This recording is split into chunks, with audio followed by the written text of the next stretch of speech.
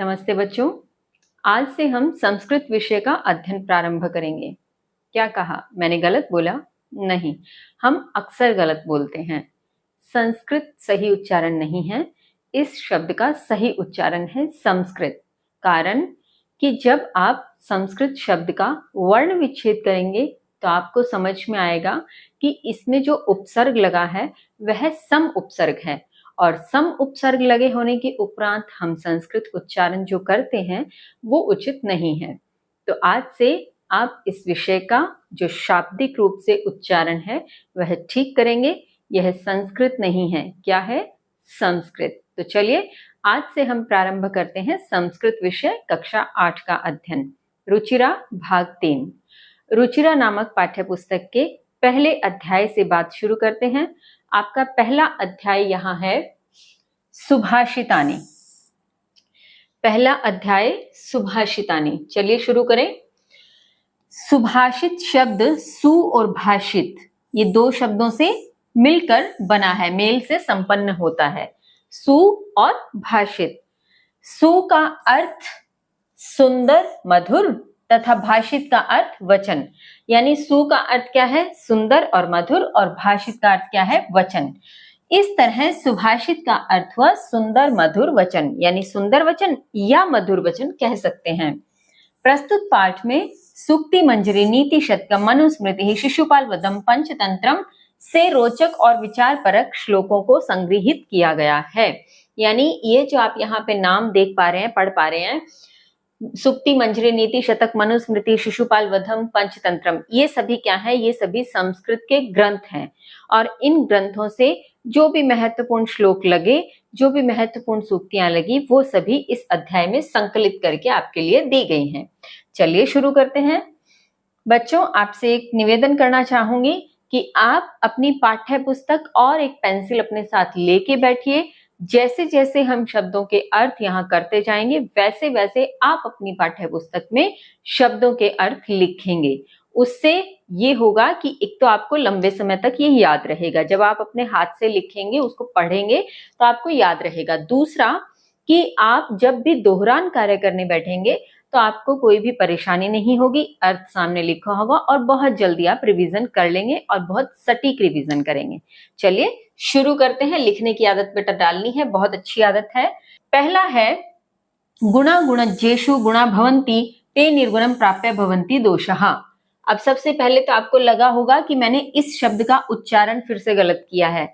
मैंने बोला गुणज्येषु, आप बोल रहे होंगे ये होता है गुणज्ञेषु। नहीं, बिल्कुल गलत। हम जो ये वर्ण है, इस वर्ण को दरअसल क्या बोलते हैं हम? ज्ञ से ज्ञानी, जबकि ये ज्ञ से ज्ञानी नहीं होता, ये होता है जय से ज्ञानी। इसका सही प्रोनाउंसिएशन है जय। अब देखिए कैसे, आप जब इसका वर्ण विच्छेद, अगर मैं कहूं कि आप इसमें जो जो वर्ण मिले हैं वो वर्ण अलग अलग कीजिए, वर्ण विच्छेद कीजिए, तो आप जिस आधार पे बोलते हैं, जिस आधार पे आप उच्चारण करते हैं, तो आप वर्ण विच्छेद क्या करेंगे? आप करेंगे गकार, यकार और अ। आप यही करेंगे ना, तभी तो आप ज्ञ बनाते हैं, जबकि ये क्या है? ये बिल्कुल गलत है। इसके सही वर्ण विच्छेद क्या होते हैं? सही वर्ण विच्छेद है जकार, यकार प्लस अ। ये इसका सही वर्ण विच्छेद है, इसलिए इसका उच्चारण क्या होगा? ज। अब आप एक चीज और आपको लग रही होगी कि मैं इसको जकार, यकार, गकार, यकार क्यों बोल रही हूँ। आपने ये हिंदी और संस्कृत दोनों ही विषयों के जो व्याकरण का भाग होता है उसके पहले पेज पर आपने पढ़ा है हमेशा से कि स्वर अपने आप में स्वतंत्र होते हैं और व्यंजनों को बोलने के लिए स्वरों की सहायता लेनी पड़ती है, क्योंकि व्यंजन स्वयं में पूर्ण नहीं होते। तो जब वे स्वयं में पूर्ण नहीं होते तो उनको लिखित रूप में हम क्या करते हैं? उसके नीचे हलंत लगाते हैं। जैसे इसके नीचे अगर हलंत लगी हुई है तो हम यहाँ समझ पा रहे हैं ये क्या है? आधा ज। लेकिन अब आधे ज को हम कुछ तो बोलेंगे, कोई सांकेतिक उच्चारण तो होगा इसका। सांकेतिक उच्चारण के लिए अगर आप इसको आधा ज बोलते हैं तो एक हद तक ठीक है, लेकिन ये पूर्णतः उचित नहीं है। तो इसके उच्चारण के लिए एक ट्रिक अक्सर मैं बच्चों को सिखाती हूँ। अब इमेजिन करके चलिए, जिस भी वर्ण के नीचे हम हलंत लगा रहे हैं तो उसकी टांग तोड़ रहे हैं। क्या कर रहे हैं? टांग तोड़ रहे हैं। अब जिसकी टांग टूटी हो, वो साइकिल, बाइसिकल, स्कूटर, बाइक, इन चीजों पे नहीं बैठ सकता, लेकिन वो किस में बैठ सकता है? कार में बैठ सकता है। तो हम इसको प्रोनाउंसिएट क्या करेंगे? जकार, इयकार, गकार, यकार, ककार, खकार। लेकिन एक चीज का ध्यान रखना है, अगर मैं जकार बोल रही हूं तो अगर आप इसको ऐसे लिखते हैं जकार, तो ये बिल्कुल गलत है। हम यदि जकार बोल रहे हैं तो लिखेंगे क्या? लिखित स्वरूप ये होगा। अगर हम बोल रहे हैं ककार तो कैसे लिखेंगे? क में हलंत। अगर हम बोल रहे हैं पकार तो कैसे लिखेंगे? प में हलंत। तो इस प्रकार से इनका प्रोनाउंसिएशन होता है। आई थिंक अब आप समझ गए होंगे कि गुणज्येषु क्यों प्रोनाउंसिएट किया मैंने। चलिए इसको थोड़ा सा हटा देते हैं ताकि हम आगे का काम स्पष्ट रूप से कर पाए। तो अब हम अपने श्लोकों का अर्थ शुरू करेंगे और आप सभी शब्दों के अर्थ साथ में अपनी पाठ्य पुस्तक में लिखेंगे। चलिए शुरू करें। गुना, गुना का अर्थ गुण, गुणा गुण। गुणज्येषु, गुणियों में, गुणज्येषु अर्थात गुणियों में, यानी जो गुणी जन होते हैं, गुणी लोग होते हैं, उनमें, गुणियों में। गुणा फिर से यहाँ पे गुण ही है। और भवंती होते हैं, भवंती का अर्थ होते हैं। ते, वे, ते का अर्थ वे। पहले शब्दों के अर्थ लेंगे, पूरा अर्थ हम बाद में निकालेंगे। निर्गुणम, निर्गुणता को, निर्गुणम जैसे ये गुणी है, ये निर्गुण है जिसमें कोई गुण नहीं है, तो निर्गुण को निर्गुण भी लिख सकते हो आप हिंदी में, निर्गुण को। प्राप्य, प्राप्त करके, प्राप्य का अर्थ प्राप्त करके। भवंती होते हैं, अभी यहां लिखा था हमने भवंती होते हैं। दोषः, दोष, दोषः का अर्थ दोष। अब इसका अर्थ देखते हैं पूरा एक साथ। ये कह रहे हैं गुणियों में गुण, गुण ही होते हैं, अर्थात गुणियों में जो गुण है उसमें किसी भी प्रकार का कोई संदेह नहीं है, कोई विरोधाभास की स्थिति नहीं है, यानी जो गुण उनमें विद्यमान है निश्चित रूप से वो गुण ही है, क्योंकि वो गुणी व्यक्ति है। तो गुणियों में गुण होते हैं। वे निर्गुण को प्राप्त करके, वे निर्गुण को प्राप्त करके दोष हो जाते हैं, वे निर्गुण को प्राप्त करके दोष हो जाते हैं। अब ये कहना क्या चाह रहे हैं इसको समझिए। आपने अक्सर घर परिवार में सुना होगा, आपके बड़े बुजुर्ग मम्मी पापा घर में कहते रहते हैं कि अपनी संगति अच्छी रखो, आप अपनी संगति अच्छी रखोगे तो आप अच्छे रहोगे, अन्यथा आप बिगड़ जाओगे। ठीक वैसे ही कुछ ये कहना चाह रहे हैं कि गुणियों में गुण होते हैं, लेकिन अगर वो निर्गुणता को प्राप्त कर लें, अगर उनकी संगत, उनका जो साथ है वो निर्गुणता वाला हो जाए, तो उनके गुण भी दोष हो जाते हैं। इसलिए हमेशा अच्छी संगत के लिए कहा गया है। आगे देखिए, सुस्वादुतोयाः प्रभवन्ति नद्यः समुद्रमासाद्य भवन्त्य पेयः। सुस्वादुतोया यानी स्वादिष्ट जल, सुस्वादुतोया का अर्थ लिखिए आप, स्वादिष्ट जल, स्वादिष्ट जल। प्रभवन्ति उत्पन्न करती है, प्रभवन्ति उत्पन्न करती है। नद्य नदी, नद्य का अर्थ नदी। समुद्रम आसाद्य, समुद्रम का समुद्र, आसाद्य का मतलब मिलकर, समुद्र में मिलकर, आसाद्य यानी मिलकर। भवन्त्य पेया, पीने योग्य नहीं रहती, पीने योग्य नहीं रहती, पीने योग्य नहीं रहती। अब देखो ये क्या कह रहे हैं, ये कह रहे हैं कि नदी स्वादिष्ट जल उत्पन्न करती है, यानी नदी का पानी कैसा होता है? हमेशा मीठा ही होता है। कोई एक आध नदी अपवाद स्वरूप छोड़ दें जिसमें ऑलरेडी नमक है, जैसे लूणी नदी की बात होती है कि वो खारी है, या और एक दो ऐसी खारी नदियों की अगर हम बात अलग रख दें, औसत की बात करें तो नदियां हमेशा मीठा जल ही उत्पन्न करती हैं। नदी स्वादिष्ट जल उत्पन्न करती है, परंतु समुद्र में मिलकर पीने योग्य नहीं रहती, समुद्र में मिलकर पीने योग्य नहीं रहती। अब यहाँ संगति दिखाई गई है, जो बात ऊपर की गई थी उसका एक उदाहरण है ये, कि जब नदी है वो जहां से उत्पन्न हो रही है, अपना पानी निकाल रही है, वो बड़ा स्वादिष्ट जल है, बड़ा मीठा जल है, लेकिन हमें पता है कि सभी नदियां अंत में जाकर कहाँ मिलती हैं? समुद्र में। लेकिन समुद्र का पानी हम पी नहीं सकते क्योंकि वो बहुत खारा होता है। तो नदी तो स्वादिष्ट जल उत्पन्न करती है, लेकिन समुद्र में जाकर पीने के लायक नहीं रहती। ये होता है संगति का असर, कि गुणियों में गुण तो होते हैं, गुण गुण ही होते हैं, लेकिन वो निर्गुणता को प्राप्त करके दोष हो जाते हैं। ठीक है, आगे चलते हैं, आगे देखते हैं क्या कहा गया है। और मुझे लगता है कि आपने ये शब्दों के अर्थ लिखे होंगे, बहुत अच्छी बात है, नहीं तो फिर से कह रही है लिखिए। आगे देखते हैं, साहित्य संगीत कला विहीन साक्षात पशु पुच्छ विषाणहीन। साहित्य, संगीत, कला, ये तो तीनों ऐसे कैसे शब्द रहेंगे, इसका अर्थ आप जानती हैं, साहित्य अर्थात लिटरेचर, संगीत यानी म्यूजिक, कला यानी आर्ट्स। विहीन, रहित, विहीन का अर्थ रहित। साहित्य संगीत कला से विहीन या कला से रहित। साक्षात पशु, साक्षात पशु का मतलब साक्षात पशु है, साक्षात पशु है।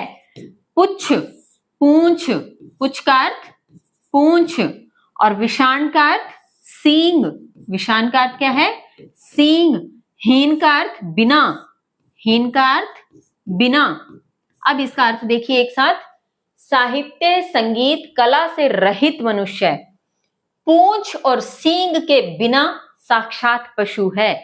यानी जो भी मनुष्य साहित्य संगीत कला से रहित है, वो ना साहित्य से प्रेम करता है, ना कला से प्रेम करता है, ना संगीत से प्रेम करता है, तो ऐसा मनुष्य, ऐसा व्यक्ति पूंछ और सींग के बिना साक्षात पशु ही है। यानी उसके सिर्फ सींग और पूंछ नहीं है, बाकी वो है पशु ही। ठीक, आगे वो क्या कह रहे हैं, तृणम न खाद्यनपि जीवमानः तद भागध्येयम परमम पशुनाम। तृणम यानी तिनका, तृणम यानी तिनका, या आप इसको घास भी कह सकते हो, तिनका या घास।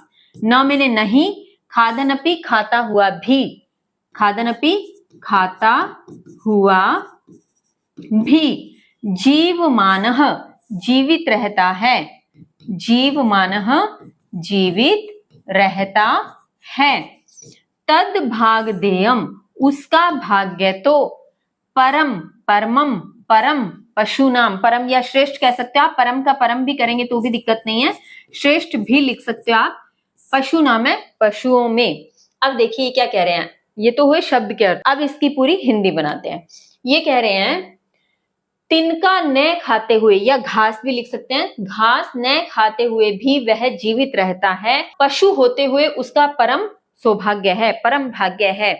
कहने का तात्पर्य वो है तो पशु, साहित्य संगीत कला से रहित व्यक्ति जो भी है वो बिना पूंछ और सींग वाला पशु है, लेकिन जो घास न खाते हुए भी जीवित रहता है, यही ऐसे पशुओं का परम सौभाग्य है, यही ऐसे पशुओं का परम सौभाग्य है। यानी जो बिना सींग और पूंछ वाले हैं और जो साहित्य संगीत कला में रुचि नहीं रखते, ये उनका परम सौभाग्य है कि मनुष्य का जीवन उन्हें मिल गया, मनुष्य का शरीर उन्हें मिल गया, वरना उन्हें तो पशु ही होना चाहिए था। चलिए आगे देखें क्या कह रहे हैं, लुब्धस्य नश्यति यशः पिशुनस्य मैत्री, नष्ट क्रियस्य कुलमर्थपरस्य धर्मः, विद्याफलं व्यसनिने कृपणस्य सौख्यम, राज्यम प्रमथ सचिवस्य नराधिपस्य। अब बच्चों इन चारों पंक्तियों में पहले हम शब्दों का अर्थ देखेंगे, क्योंकि ये चारों पंक्तियां मिलकर एक अर्थ को हमें दे रही हैं। तो पहले एक एक करके शब्द के अर्थ पे चलते हैं और पूरा अर्थ हम एकल बाद में देखते हैं। लुब्धस्य यानी लालची का, लुब्धस्य यानी लालची का। नश्यति यानी नष्ट हो जाता है, नष्ट हो जाता है, नश्यति अर्थात नष्ट हो जाता है। यशः मैंने यश या कीर्ति या जो भी उसका सम्मान है, यश। पिशुनस्य, पिशुनस्य अर्थात चुगलखोर की, चुगलखोर की, पिशुनस्य चुगलखोर की। मैत्री यानी मित्रता, चुगलखोर की मित्रता। नष्ट क्रियस्य, क्रिया के नष्ट हो जाने पर, क्रिया के नष्ट हो जाने पर, क्रिया के नष्ट होने पर या हो जाने पर, होने पर।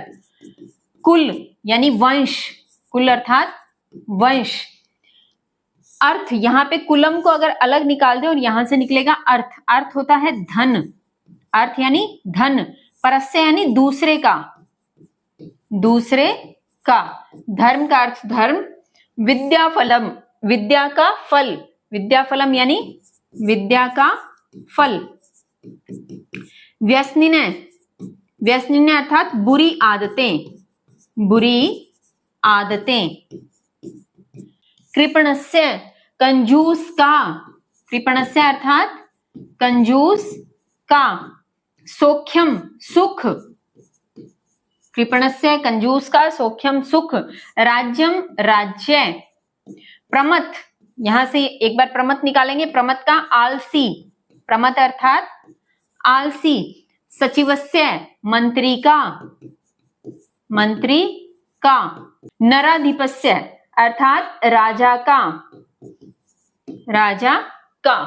अब समझते हैं ये कहना क्या चाह रहे हैं। देखो ये कह रहे हैं लालची का यश, एक बार के लिए इस शब्द को होल्ड पे रखते हैं, लालची का यश, चुगलखोर की मित्रता, जिसकी क्रिया नष्ट हो चुकी है या जिसके कर्म नष्ट हो चुके हैं, क्रिया नष्ट होने पर वंश, क्रिया नष्ट होने पर वंश, दूसरे के धन पर ध्यान रखने वाले का धर्म, बुरी आदतों वाले का विद्या का फल, कंजूस का सुख और आलसी मंत्री के राजा का राज्य नष्ट हो जाता है। अब समझो ये क्या क्या कह रहे हैं कि क्या क्या नष्ट हो जाता है। एक एक लाइन समझते हैं कि लालची का यश नष्ट हो जाता है, यानी लालची जो व्यक्ति है उसका यश एक दिन नष्ट होगा ही होगा। चुगलखोर की मित्रता नष्ट हो जाती है, यानी ऐसा मित्र जो निरंतर जिसकी चुगली करने की आदत है, तो एक दिन उसकी मित्रता समाप्त हो ही जाएगी, वो मित्र परमानेंट नहीं रह पाएगा, मित्र पूर्ण रूप से नहीं अपनी मित्रता निभा पाएगा। तो चुगलखोर की मित्रता नष्ट हो जाती है। क्रिया जिसकी नष्ट हो चुकी है उसका वंश भी खत्म हो जाता है। क्रिया नष्ट होने से यहां मतलब है कि ऐसा मनुष्य जिसने काम करना बंद कर दिया है, जिसने अपने कर्म करने बंद कर दिए हैं, तो ऐसे क्रिया के नष्ट होने वाले का वंश नष्ट हो जाता है, यानी उसका पूरा कुल खत्म हो जाता है। दूसरे के धन का, जो दूसरे के धन का ध्यान रखे या दूसरे के धन में ध्यान रखे, जो दूसरे के धन में ध्यान रखे यानी दूसरे के धन को अपनी तरफ खींचने की कोशिश करता रहे, उसका धर्म नष्ट हो जाता है, तभी तो वो भ्रष्टाचारी बनता है और उसका धर्म नष्ट हो जाता है। फिर बुरी आदत हो जिसको, बुरी आदत वाले का विद्या फल नष्ट हो जाता है, यानी जिसको बुरी आदतें लग गई उसने कितनी भी पढ़ाई कर ली हो उसकी पढ़ाई का फल नष्ट हो ही जाता है। कृपणस्य का सुख, कृपण यानी कंजूस, कंजूस का सुख नष्ट हो जाता है, क्योंकि वो कंजूस है, वो कहीं भी कोई पैसे लगाना ही नहीं चाह रहा, वो कोई भी साधन खरीदना ही नहीं चाह रहा, वो कहीं पे कुछ भी खर्च करने को तैयार ही नहीं है और दुखी रहता है हमेशा से, तो इसलिए कंजूस का सुख नष्ट हो जाता है। और आलसी मंत्री के राजा का जो राज्य है, यदि ऐसा राज्य है जिसका मंत्री आलसी है, जिसका मंत्री कोई काम नहीं करता, तो ऐसे राजा, ऐसे आलसी मंत्री वाले राजा का जो राज्य है वो नष्ट हो जाता है। तो अब आपको समझ में आ गया होगा, लालची का यश, चुगलखोर की मित्रता, क्रिया के नष्ट होने वाले का कुल यानी वंश, दूसरे के धन में ध्यान रखने वाले का धर्म, बुरी आदतों वाले का विद्याफल, कंजूस का सुख और आलसी मंत्री के राजा का राज्य नष्ट हो जाता है। उम्मीद करती हूँ आपको ये समझ आ रहा होगा। आगे देखते हैं क्या है। आगे आपके हैं पीत्वा रसम तु कटुकम मधुरम समानम माधुर्यम एव जन्येन मधुमक्षिकासौ। पीत्वा यानी पीकर, पहले शब्दों के अर्थ देखते हैं। पीत्वा अर्थात पीकर, रसम मैंने रस, तू मैंने तो, कटुकम मैंने कड़वा, कटुकम अर्थात कड़वा, मधुरम यानी मीठा, समानम यानी समान। एक यहां पर आप मधुरम समानम को एक साथ भी कर सकते हो, मीठे के समान, मीठे के समान। माधुर्यम एव, माधुर्यम अर्थात मीठा, और एव यहां से निकाल दें तो ही, एव का अर्थ है ही, माधुर्यम का मीठा, एव का ही। जन्येन, जन्येन का अर्थात पैदा करती है, पैदा करती है। मधुमक्षिकासो, मधुमक्षिकासो अर्थात मधुमक्खी, मधुमक्षिकासो अर्थात मधुमक्खी। अब देखिए ये क्या कहना चाह रहे हैं, ये हमसे कह रहे हैं मधुमक्खी तो कड़वा रस पीकर भी मीठे के समान मीठा ही पैदा करती है। मधुमक्खी तो कड़वा रस पीकर भी मीठे के समान मीठा ही पैदा करती है। यानी फूलों से जो भी वो रस पीती है वो कड़वा होता है, लेकिन जब वो शहद बनाती है तो वो मीठा बनता है ना। तो कड़वा पीकर भी मीठा पैदा करती है। आगे क्या कह रहे हैं, संतस तथैव संसज्जन दुर्जनानाम श्रुत्वा वचः मधुर सुक्त रसम सृजन्ति।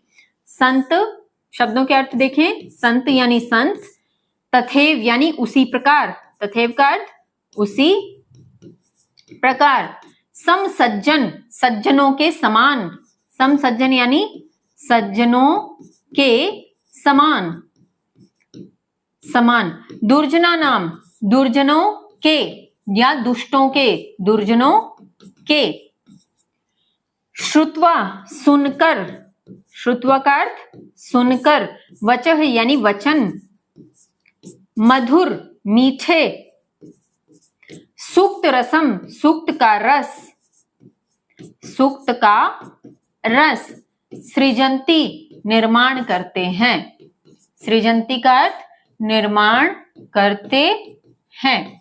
अब देखते हैं इन दो पंक्तियों का पहले, उसके बाद इन चारों का एक साथ समझेंगे क्या कह रहे थे।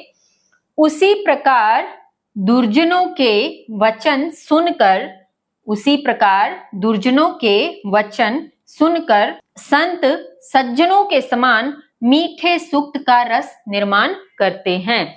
उसी प्रकार संत दुर्जनों के वचन सुनकर सज्जनों के समान मीठे सुक्त का रस ही निर्माण करते हैं या सृजन करते हैं। अब ये क्या कहना चाह रहे हैं समझिए। ये कह रहे हैं जैसे एक मधुमक्खी फूलों से कड़वा रस पीकर मीठे शहद का निर्माण करती है, वैसे ही जो संत लोग होते हैं वो संत लोग दुर्जनों के वचन सुनकर भी, दुर्जनों के वचन कैसे होंगे, बुरे ही होंगे, अच्छे विचार नहीं होंगे, लेकिन संत लोग दुर्जनों के वचन सुनकर भी सज्जनों के समान मीठे रस का यानी अच्छे वचनों का निर्माण ही करते हैं। इसलिए हमें कहा गया कि संगति अच्छी कर लें, कि संतों के साथ रहेंगे तो अगर हमारे अंदर थोड़ी भी बुराई है, अगर हमारे थोड़े से भी विचार गलत हैं तो वो ठीक हो जाएंगे, है ना। यहाँ पे ये बात की गई है। अब चलते हैं आगे। आगे आपके दिया है विहाय पौरुषम यो ही देवमेवावलंबते प्रासाद सिंहवत तस्य मूर्धनि तिष्ठन्ति वायसः।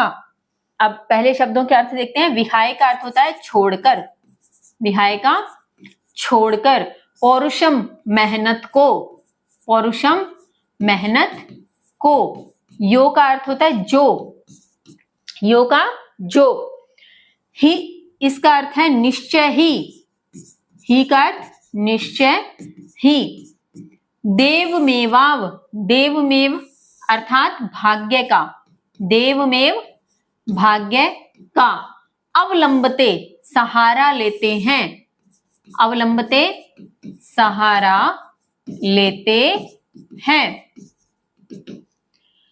प्रासाद, प्रासाद होता है महल, प्रासाद महल, सिंहवत शेर के समान, सिंह होता है शेर और वत हो गया शेर के समान, तस्य उसके, तस्य का अर्थ उसके, मूर्धनि सिर पर, उसके सिर पर, तिष्ठन्ति बैठते हैं, तिष्ठन्ति का अर्थ बैठते हैं, वायसः कौए, वायसा का अर्थ कौए। अब ये क्या कह रहे हैं सुनिए। मेहनत को छोड़कर जो भाग्य का सहारा लेते हैं, निश्चय ही उसके सिर पर महल के शेर के समान कौए बैठते हैं। क्या कहना चाह रहे हैं पहले इसको समझे। महल के शेर का मतलब क्या है यहाँ, पहले ये समझे कि कोई भी महल में अगर आप गए हैं, कभी आपने कोई महल देखा है, कोई गढ़ देखा है, तो आपने कभी ये भी देखा होगा कि उनके बाहर शेर की प्रतिमाएं, शेर के स्टेचू बने रहते हैं, है ना। क्योंकि राजा महाराजाओं को शेर के शिकार का बहुत शौक हुआ करता था, तो या तो शेर की असल की जो वास्तविक खाल होती थी वो शिकार करके लाते थे और अपने महलों में टांगते थे, और नहीं तो शेर की स्टैचू लगभग हर महल में मिल जाती थी, आज भी कहीं कहीं पड़ी होगी। तो अब वो महल में जो शेर है, जो स्टैचू वाला, उसका क्या कोई रोब है क्या? नहीं। वो कोई मेहनत कर रहा है? नहीं। अदरवाइज जंगल का राजा कौन? शेर, और उस शेर से सब डरते हैं। लेकिन जो महल का शेर है उसके तो सिर पर कौए आके बैठते हैं, कौए कबूतर जो भी महलों में आते हैं वो आकर के जहां तहां बैठ जाते हैं। तो जो महलों में शेर की प्रतिमा है, जो महलों में शेर के स्टैचू बने हुए हैं, उनके सिर पर तो कौवे बैठते हैं। तो ये क्या कहना चाह रहे हैं? ये कह रहे हैं जो मेहनत को छोड़कर भाग्य का सहारा लेते हैं, यानी जो व्यक्ति ऐसे होते हैं जो सोचते हैं किस्मत होगी तो मिल जाएगा, भाग्य होगा तो मिल जाएगा, और वो मेहनत करना छोड़ देते हैं कि जो किस्मत में लिखा होगा मिल जाएगा। तो जो मेहनत छोड़कर भाग्य का सहारा लेते हैं, उनके सिर पर महल के शेर के समान कौवे ही बैठते हैं, उनको कुछ नहीं मिलता जीवन में, उनके सिर पे हमेशा कौवे ही मंडराते हैं, अर्थात उनका कुछ भी होता नहीं है जीवन में। ठीक है, तो हमें इससे क्या सीखना है कि हमें मेहनत नहीं छोड़नी है, पौरुष नहीं छोड़ना है, और भाग्य के सहारे नहीं बैठना है, हमें अपना कर्म करना है। चलिए आगे देखते हैं। आगे है पुष्प पत्र फल छाया मूल वलकल दारुभिः धन्या महिरूहा येषाम विमुखम यान्ति नार्थिनो। अब यहाँ पे इन शब्दों को अलग अलग करना है, कुछ शब्दों के अर्थ बताने की जरूरत नहीं है, आपको पता ही है। पुष्प का अर्थ फूल, पत्र का अर्थ पत्ते, फल का अर्थ फल, छाया यानी छाया, मूल का अर्थ जड़, मूल का अर्थ जड़, वलकल का अर्थ छाल, वलकल छाल यानी जो पेड़ों की छाल होती है उसके लिए, और दारू भी होता है लकड़ी, दारू भी का अर्थ लकड़ी। फिर देखिए फूल, पत्ते, फल, छाया, जड़, छाल, लकड़ी। ठीक, अब आगे देखते हैं शब्दों के अर्थ। धन्य है महिरूहा वे वृक्ष, महिरूहा वृक्ष, ये शाम जिनसे, जिनसे विमुखम विमुख, विमुखम विमुख यान्ति होते हैं, यान्ति होते हैं, नार्थिन याचक नहीं, याचक, ये न और अर्थिन को अलग अलग करेंगे तो न के लिए है नहीं, और अर्थिना हो गया याचक। अब इसका अर्थ समझते हैं, क्या कह रहे हैं? ये कह रहे हैं फूल, पत्ते, फल, छाया, जड़, छाल, लकड़ी देने वाले धन्य हैं वे वृक्ष जिनसे याचक विमुख नहीं होते हैं। यानी याचक कौन होता है? मांगने वाला, जिसको किसी ना किसी चीज की जरूरत हो वो याचक होता है। ठीक है, तो ऐसे याचक जो किसी पेड़ के पास जाते हैं तो पेड़ों से कभी विमुख नहीं होते, क्योंकि पेड़ बहुत सी चीजें देते हैं, फूल, पत्ते, फल, छाया, जड़ भी उसकी बहुत काम आती है, छाल उसकी काम आती है, लकड़ी तो हमारे अक्सर हम देखते ही हैं बहुत काम आती है। तो ये सभी चीजें देने वाले वे वृक्ष महान हैं जिनसे याचक कभी विमुख नहीं होते, यानी कभी उन्हें इस प्रकार से विमुख नहीं होना पड़ता कि उन्हें कुछ वृक्षों से मिला ना हो। तो धन्य है वे वृक्ष। तो हमें भी ऐसा ही बनना है कि हमसे भी जितना हो सके उतना हम लोगों को दे सकें, उतना हम सबकी मदद कर सकें। चलिए अंतिम आपके श्लोक आ रहा है, चिंतनीया ही विपदाम आदा वे प्रतिक्रिया न कूप खननम युक्तम प्रदीप्ते वहिना गृहे। पहले शब्दों के अर्थ करते हैं। चिंतनीया सोचना चाहिए, चिंतनीया अर्थात सोचना चाहिए। ही का अर्थ अभी किया था हमने थोड़ी देर पहले, निश्चय ही, कहाँ किया था? ये रहा। ही का अर्थ निश्चय ही।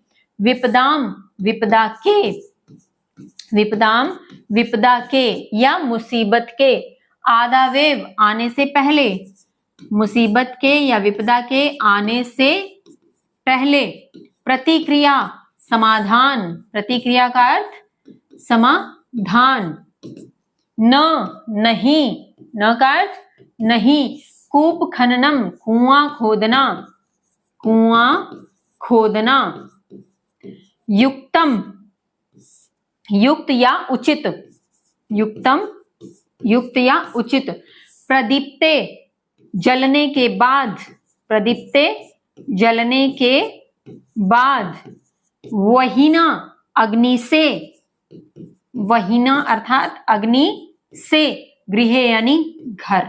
अब ये क्या कह रहे हैं समझते हैं। ये कह रहे हैं विपदा के आने से पहले ही समाधान निश्चित ही सोच लेना चाहिए, या इसको ऐसे भी बोल सकते हो, निश्चय ही विपदा के आने से पहले समाधान सोचना चाहिए। घर के अग्नि से जलने के बाद कुआं खोदना उचित नहीं है, यानी जब घर अग्नि से जल जाए उसके बाद आप कुआं खोदो, ये उचित नहीं। कहने का तात्पर्य ये है कि जब भी हम कोई काम कर रहे हैं और अगर हमें लग रहा है कि उस काम में ये परेशानियां आ सकती हैं, तो उसका समाधान पहले खोज के रखिए कि ये परेशानी आएगी तो ये कर लेंगे, ये होगा तो ये कर लेंगे। ऐसा नहीं कि जब परेशानी आएगी तब देखी जाएगी, जब कोई मुसीबत आएगी तब देखी जाएगी, तो फिर ऐसे में तो पूरा घर जल ही जाएगा, तो आप कुछ भी कर नहीं पाएंगे। इसलिए कह रहे हैं कि निश्चय ही विपदा के आने से पहले समाधान सोचना चाहिए। घर के अग्नि से जलने के बाद कुआं खोदना उचित नहीं है। आशा करती हूँ आपको ये अध्याय अच्छे से समझ में आया होगा, और अगर कोई आपका प्रश्न रह गया है, कोई चीज समझ में नहीं आई है, इस अध्याय से संबंधित कोई प्रश्न आपको लग रहा है कि पूछने लायक है, तो आप कमेंट बॉक्स में कमेंट कीजिए और समय मिलने पर उसका उत्तर देने का प्रयास करूंगी। आज के लिए इतना ही, और इस अध्याय के अभ्यास प्रश्न हम करेंगे अगली क्लास में। तब तक के लिए स्वस्थ रहिए, मस्त रहिए, पढ़ते रहिए। जय हिंद, जय भारत।